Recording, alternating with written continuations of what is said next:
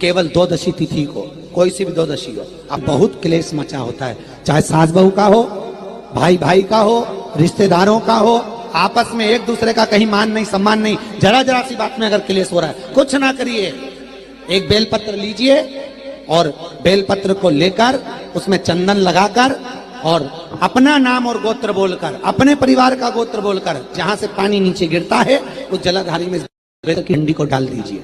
केवल द्वादशी तिथि को, कोई सी भी द्वादशी हो, अपने आप घर में शांति हो जाती, कुछ कहने की जरूरत नहीं पड़ेगी, ना बहू से ना सास से, बहुत प्रेम। केवल 3 द्वादशी आपको करना है, केवल 3 द्वादशी, अपने आप अंतर आ जाए। हम कब तक के बहू से कि तू बेटा ऐसा कर, बेटा ऐसा, कुछ मत बोलो, वो भी प्रेम करेगी और आप भी प्रेम करोगे।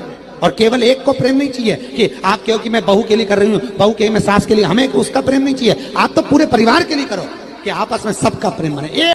द्वादशी के दिन चावल क्यों खाओ?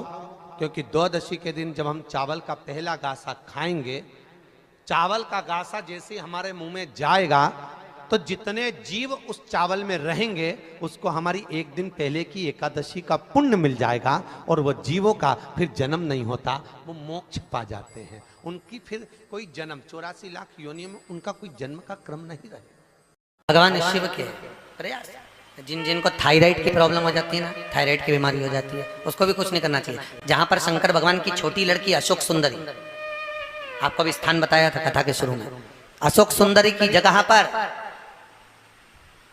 शहद से ओम अंकित कर दीजिए। कैसे करना है? मात्र शहद से ओम अंकित कर कर भगवान शंकर के ऊपर जल चढ़ा दीजिए, नीचे एक पात्र लगा लीजिए, उसी पात्र में शहद और उस जल को, अभिषेक का जो पानी है, जल है, उसको झेल लीजिए। उस पात्र को लेकर केवल द्वादशी तिथि के दिन दोपहर में 12 बजे उस पानी को पीना चालू कर दीजिए। 2-3 द्वादशी तिथि करिए, थायराइड की बीमारी में आराम लग जाएगा, बिल्कुल कहीं जाने की जरूरत नहीं। अशोक सुंदरी की जगह पर शहद का ओम अंकित कर देने पर भगवान शिव का स्मरण करें।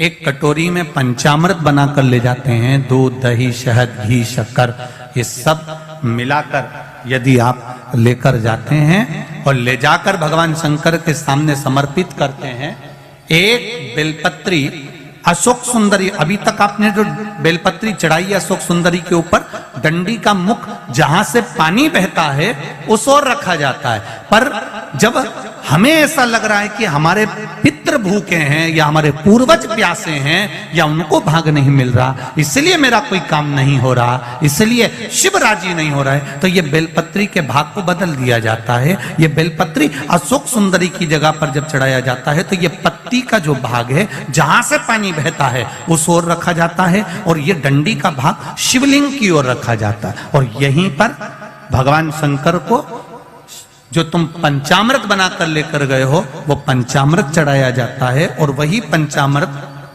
थोड़ा सा शिवलिंग पर चढ़ा दिया जाता है। उसके बाद में पितृ पूर्वज जल की आस नहीं रखते, न भोजन की आस रखते हैं, क्योंकि शंकर उनको तृप्त कर देते हैं, शिव उनको पूर्ण कर देते हैं।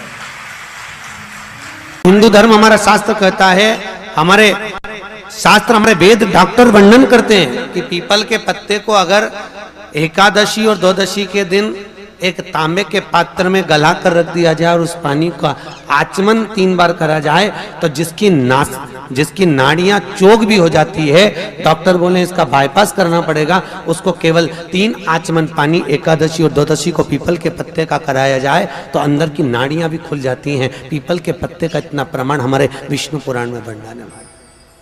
पीपल के पत्ते का इतना प्रमाण, पीपल के पत्ते का इतना लेख। जैसे कि चमड़ी सफेद पड़ जाती है तो उसको क्या करना चाहिए? केवल हिंदू धर्म में केवल एक पीपल का वृक्ष है जिसका पराग झड़ता है और वो रात्रि को लगभग 10 बजे से 12 बजे के भीतर, 9 बजे से 12 बजे के भीतर पीपल के पेड़ के पत्ते का पानी झड़ता है।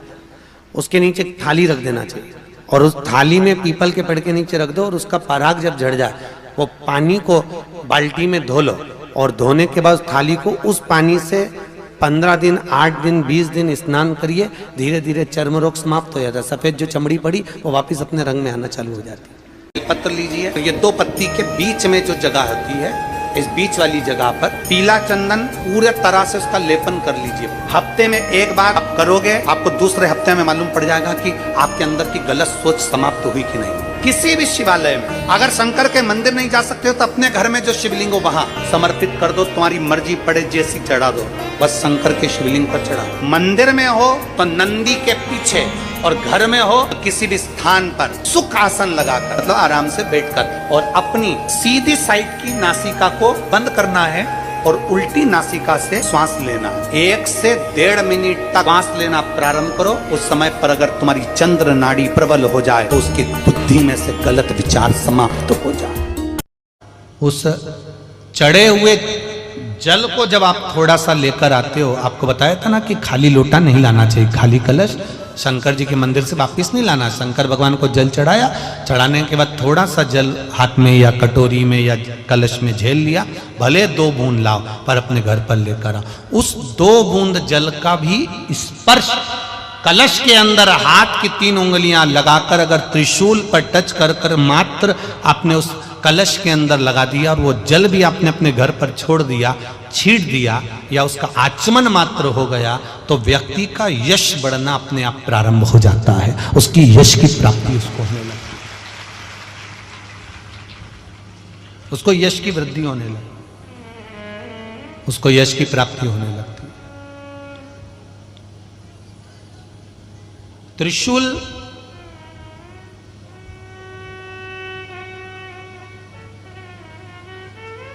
का दान, त्रिशूल का स्पर्श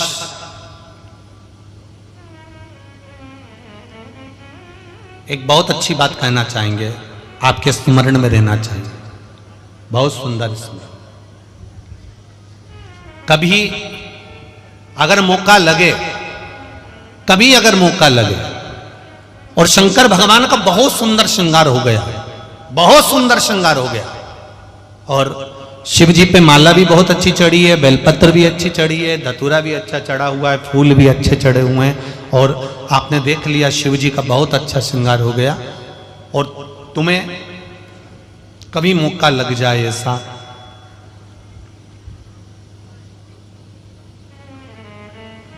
और तुम्हारे पास में एक अच्छी सुंदर सी माला हो पुष्प की, तो आप पुजारी जी को या पंडित जी को कह दो, या पंडित जी मान नहीं हो, शिव जी का अच्छा श्रृंगार हो गया हो, तो वो माला केवल त्रिशूल की, जो त्रिशूल है उस त्रिशूल पर ही उस माला को अगर आपने केवल टांगी दिया तो भी आप उन्नति की सीढ़ी पर आगे बढ़ना प्रारंभ कर देते। पर किस समय पर? जब भगवान का पूर्ण श्रृंगार हुआ, पूर्ण श्रृंगार शिव जी का हो गया और माला तुम्हारे हाथ में है, और तुमने देखा भगवान का श्रृंगार हो गया। अब शिव जी पे अगर माला चढ़ाऊंगा और श्रृंगार गिर जाएगा तो उस माला को आप अपने यश प्राप्ति के लिए, अपने आनंद के लिए, अपनी उन्नति के लिए आप उसको त्रिशूल पर चढ़ा सकते। कभी दुख की घड़ी चल रही है, कभी समस्या चल रही है, तकलीफ चल रही है, रोग चल रहा है, बीमारी चल रही है, कष्ट बहुत है, तो उसके दरवाजे पर जाकर इस माथे को थोड़ा सा झुका लो। कभी कभी अगर तुमको लगे कि मेरे जीवन में बहुत बीमारियों ने मुझे घेर रखा है, तो प्रयास करा करो कि बेलपत्र,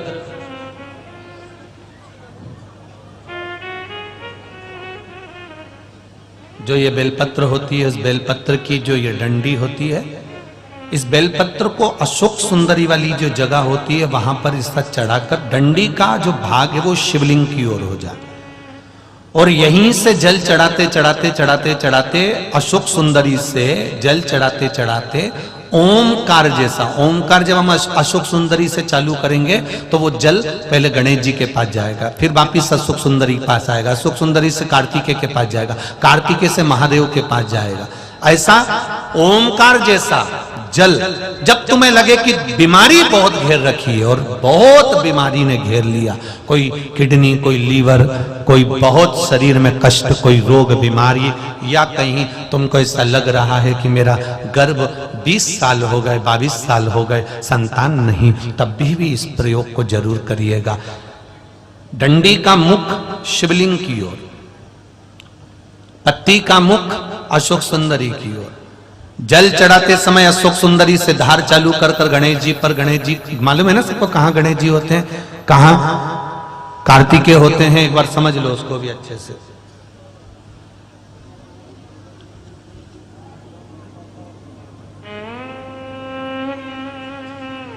ये नीचे का गोल भाग, ये जल जाने का स्थान, ये शिवलिंग। बीच में जो मोटी सी लाइन होती है वो अशोक सुंदरी का स्थान है। शंकर जी के राइट में जहां से पानी नीचे गिरता है उसके कोने पर गणेश जी का स्थान, इधर कार्तिकेय का स्थान। ये शिवलिंग, ये जो गोल भाग है ये माता पार्वती जी का हस्त कमल है। ऊपर से जो बूंद बूंद जल कलश में से गिरता है वो शंकर भगवान की 5 लड़कियां, जया, विषहरा, शामरीवारी, दौतली और देव, ये शिव जी की 5 लड़कियां ऊपर से जल की बूंद गिराती हैं। हम जब भी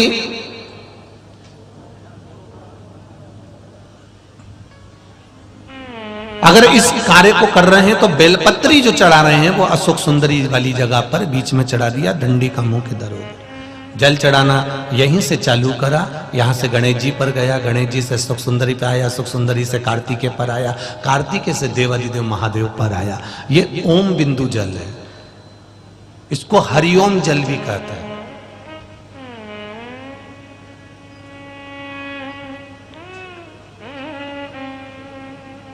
उज्जैन महाकाल में भगवान शंकर को सवेरे सवेरे सबसे पहला जो जल चढ़ता है वो हरिओम जल चढ़ता है। आप कभी भी उज्जैन वालों से जाकर पूछना, भस्म रमैया मंडल से पूछना या उज्जैन के किसी एक व्यक्ति से पूछना या वहां के पंडा जी से पूछना कि हरिओम जल कब चढ़ता है, तो वो कहेंगे सबसे पहला जल सुबह का हरिओम जल चढ़ता है। इसको हरिओम जल भी कहते हैं। ये रोग निवारण के लिए, जीवन की एक आनंदता को प्रकट करने वाले सुयशा भगवान देवादिदेव महादेव की भक्ति में लगती है और नंदीश्वर को भगवान शंकर के शिवालय में, शंकर भगवान के मंदिर में स्थापित करवा देती है। वो धर्मपत्नी सुयशा, धर्मपत्नी सुयशा। आप में से कितने लोग हैं जो घर में से जल लेकर जाते हैं शंकर भगवान को चढ़ाने? सभी लोग ले जाते हो? जब घर के मटके में से, परिंडे में से, बाल्टी में से, टंकी में से, घर के हंडे में से जब एक लोटा जल लेकर जाते हो ना, उस समय पर आपके मन में ये भाव प्रकट होना चाहिए कि हमारे घर में हम देवादिदेव महादेव को जल चढ़ाने के लिए जा रहे हैं। हे शिव शंकर, अगर घर में पितृदोष है, कालसर्प दोष है, वास्तु दोष है, या मेरे घर के अंदर कोई भी दोष है, एक लोटा जल जब मैं आप पर समर्पित करूं तो मेरे देवादिदेव महादेव हमारे घर के सारे रोग, दोष, बीमारी, कष्ट को दूर कर देना और तेरे चरणारविंद का जल देकर हमारे घर को पवित्र कर दे। तेरे चरणों का जल हमको प्राप्त हो जाए जिससे हमारा जीवन सार्थक हो जाए। घर से जल लेकर जाओ तो ये कहकर जाओ कि हमारे कुछ दोष होंगे पूर्व के, कुछ पाप कर्म होंगे पूर्व के, वो तेरे दरवाजे पर जल चढ़ाने से मिट जाएंगे। जब वहां से आओ तो थोड़ा सा जल लाते हो, साथ में थोड़ा सा जल कलश में 2 बूंद 4 बूंद जो भी तुम लेकर आते हो वो लाकर घर में छींटते हुए प्रवेश करो। क्यों? क्योंकि हमारे घर का कोई दोष होगा, बाबा को जल चढ़ाने से वो मिट जाएगा और बाबा के चरणारविंद का जल लाकर घर में छींटने से लक्ष्मी और वैभव बढ़ जाएगा। ये उसकी कृपा से, ये उसकी दया से, ये उसकी करुणा से। महाराज, श्रावण का महीना चल रहा है। सावन के महीने में कार्तिकेय महाराज की धर्म पत्नी देवसेना और वल्ली देवी। कौन कौन है? जम के बोलो जरा।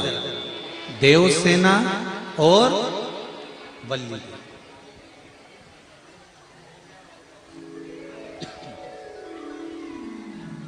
देवसेना और वल्ली देवी ये कार्तिकेय महाराज की दो धर्म पत्नी है। इन्होंने शंकर भगवान की आराधना कब करी थी? तो कहा जिस समय पर माता पार्वती शंकर भगवान के साथ में चौसर खेलती हैं और चौसर खेलते समय पर शंकर भगवान हार जाते हैं, नीलकंठ पर जाकर बैठ जाते हैं। नीलकंठ पर से भगवान शंकर कार्तिकेय जी से बात करते हैं। भगवान विष्णु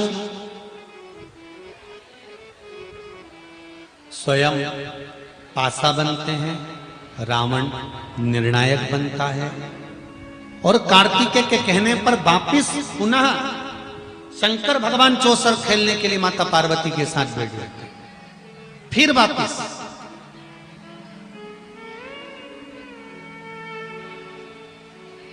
और शंकर भगवान जब माता पार्वती के साथ चौसर खेलने वापिस बैठते हैं, पुनः विराजमान जब हो जाते हैं, फिर बैठ जाते हैं। तब पार्वती मैया जब हारती हैं तो पार्वती जी के मन को यह लगता है कि हारने का कारण क्या है।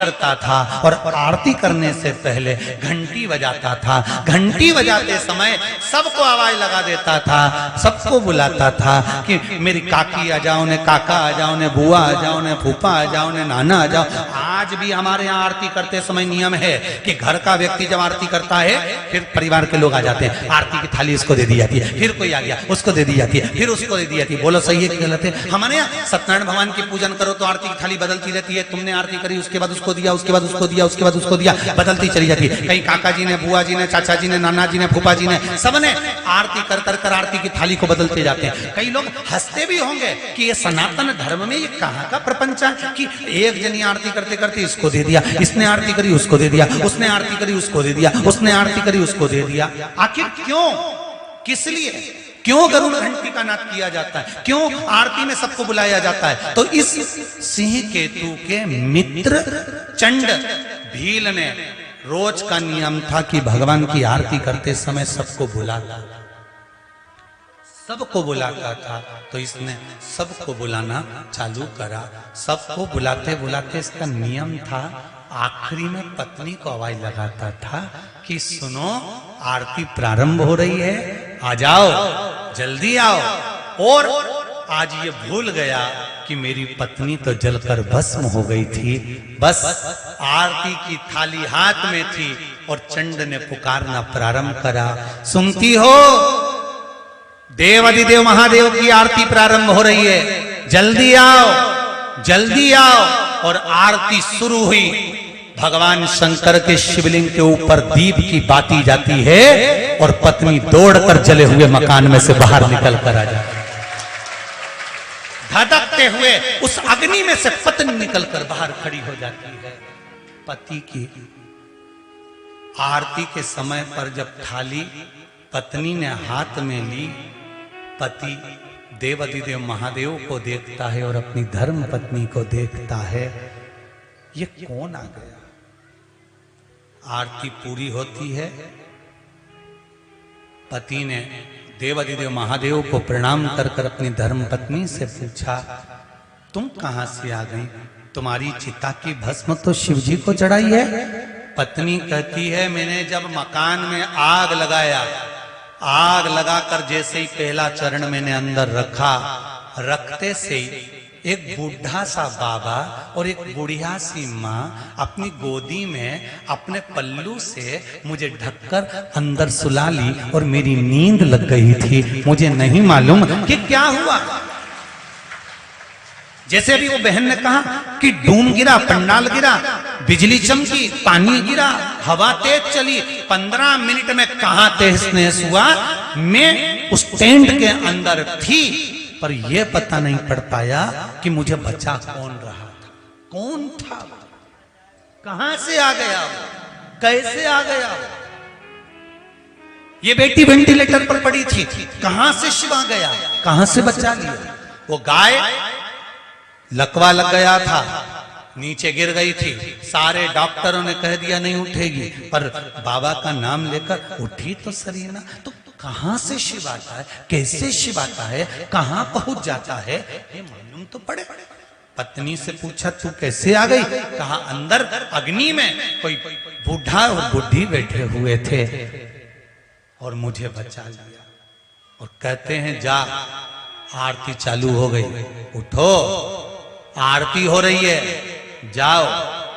मेरे घर के बेटा और बेटी से निवेदन है, मेरे घर के बुजुर्गों से निवेदन है, मेरे घर की बहुओं से, घर के युवान बेटा बेटियों से निवेदन है, जिस समय तुम्हारे घर में आरती की आवाज आए, तुम नहाए कि ना नहाए, तुमने स्नान करा कि नहीं करा, उस आरती के समय पर उस दिए की एक झलक पाने के लिए मां के सामने, उस भगवान के सामने जाकर खड़े हो जाना।